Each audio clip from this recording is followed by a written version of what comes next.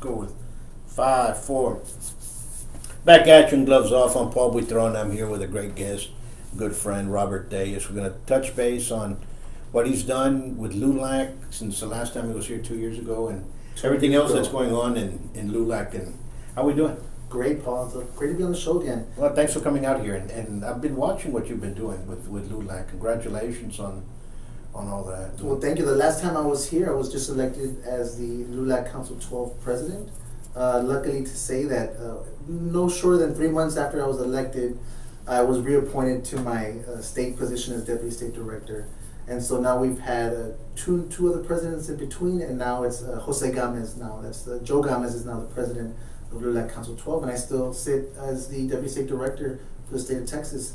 We're getting ready for our state convention, which is going to be held in South Padre Island, sure. May 19th through the 22nd, I believe, which is, I believe it's a Sunday, Thursday to Sunday. And we're also gearing up for our national convention, which is going to be held in San Juan, Puerto Rico. So for me, as a lifetime Lulac member, I've gone to events since I was a kid with my dad, and my brother's also been involved in Lulac, in the past. I look forward to these events because they're like my vacation. I take the time to save money and go out to these conventions.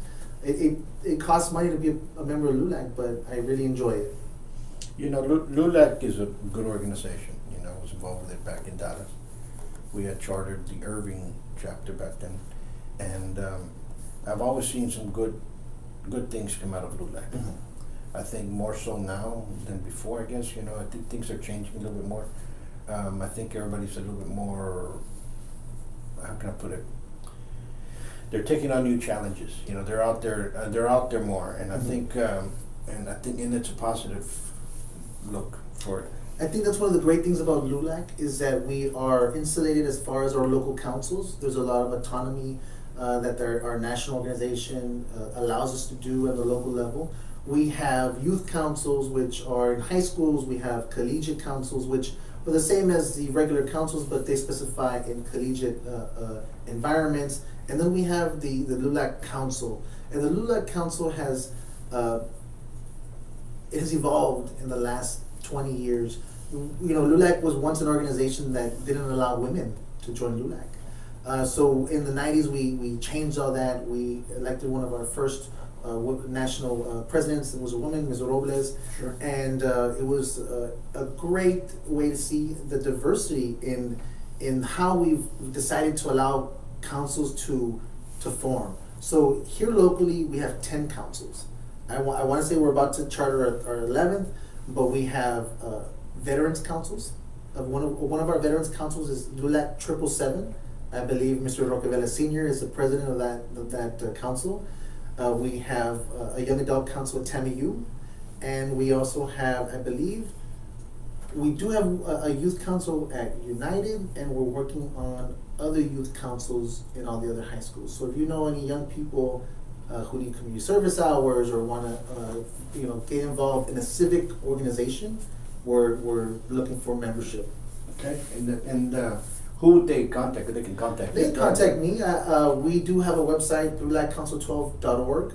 You can go there, leave us an email, admin@lulacouncil12.com, or my personal email, robert@tstrategies956.com. I can definitely help you guys out. I get calls all the time from individuals looking for information for other councils, and it's my pleasure to help out all the councils in Laredo. I do enjoy making sure that the other councils prosper and they have the ability to raise funds and raise scholarships. That's my main goal for Lulac. We talked about this last time.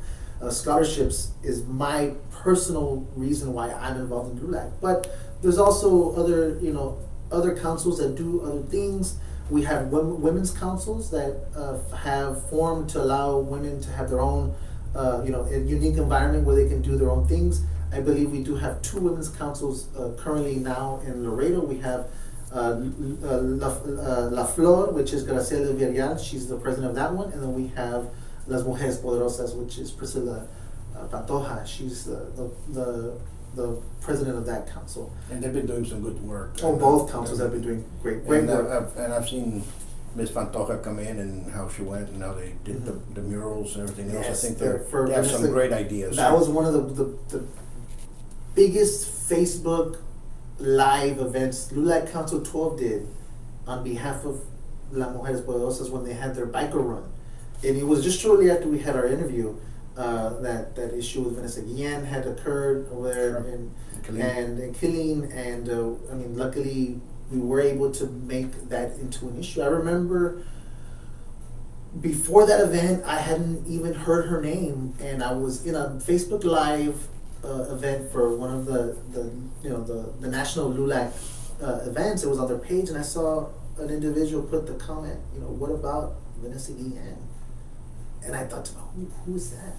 And I searched it, I Googled it, and lo and behold, we took the bull by the horns, and we have councils there in Killeen, and they really raised hell, and we got the word out, and thank God we got justice. I think that was one of the biggest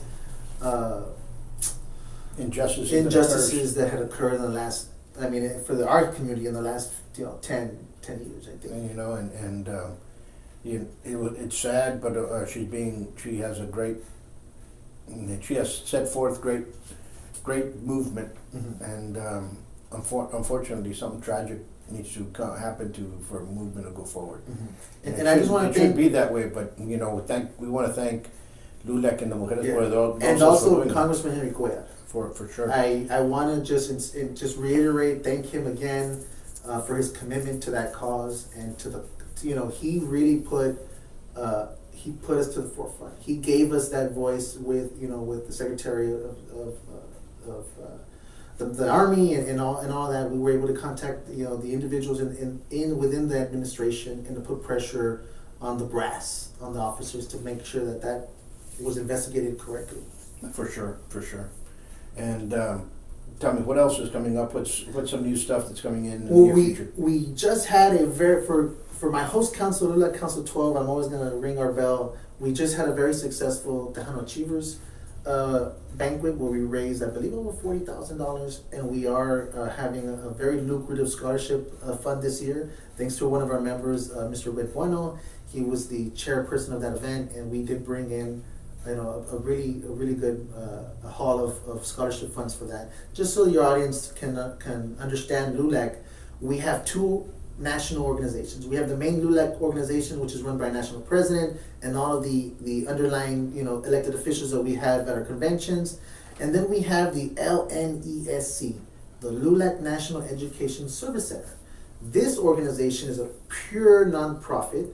It does not get involved in anything like the other organization does. Sure. It has maintained corporate relations, and it offers Lulac councils, individual councils, to raise a maximum of $18,000, and they will match those $18,000 66 cents per dollar.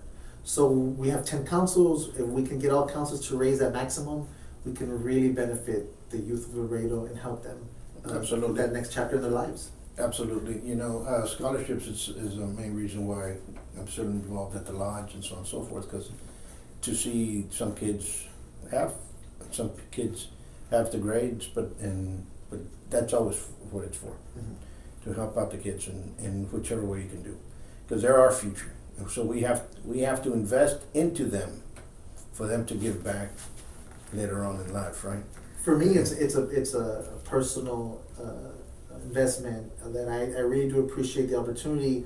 For the last 5 years, I've been able to go back to my alma mater, Alexander High School, and the principal at the time when I was there was my football coach. So he still remembers me, and he always says, hey, and Mr. Tellez, how are you? And so it's just a really good, warm feeling that I get giving back to the community in those volunteer. Those opportunities to volunteer. I always try to help and give back. Absolutely. Any other events that are coming? Well, we are gearing up. I did mention we have our state convention this year in South Padre Island.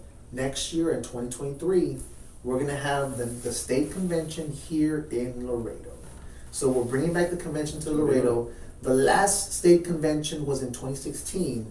And it was the largest attempt that we had, the highest a number of delegates that we've never had that many delegates come to a convention since Laredo 2016. So I'm looking forward to working with the city of Laredo, the county web. I've already been in contact with the Laredo CVB department, the Conventions Visitors Bureau, and so we're looking for sponsors for the event. We're about to start our committee, which is going to be headed by our district director, Ms. Julie Basan, and hopefully we'll have a participation from every council.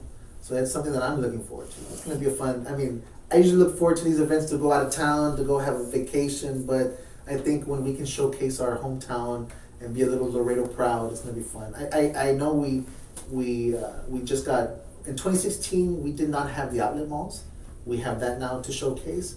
And we also brought back the tecolotes. So Yeah. I'm looking forward to having my friends, my Lulac brothers and sisters from all over the state come down to Laredo and we can showcase this great city. Absolutely. That's going to be a great event. Mm-hmm. And that's next year, correct? Next year, 2023. So we're looking for host hotels.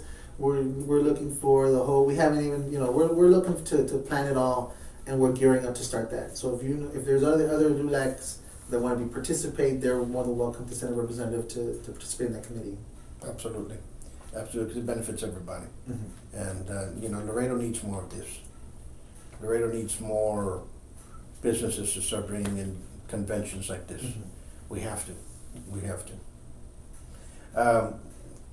Other than that, I guess number one is it looks great with what you're doing. Thank you. The great leadership, and the Mujeres Poderosas and La Flor, you guys are doing a wonderful job. Mm-hmm. All We of have Lulac in general. Lulac 7, which just had their Noche de Cabaret. Yeah. That's a Washington birthday celebration event, just like our event.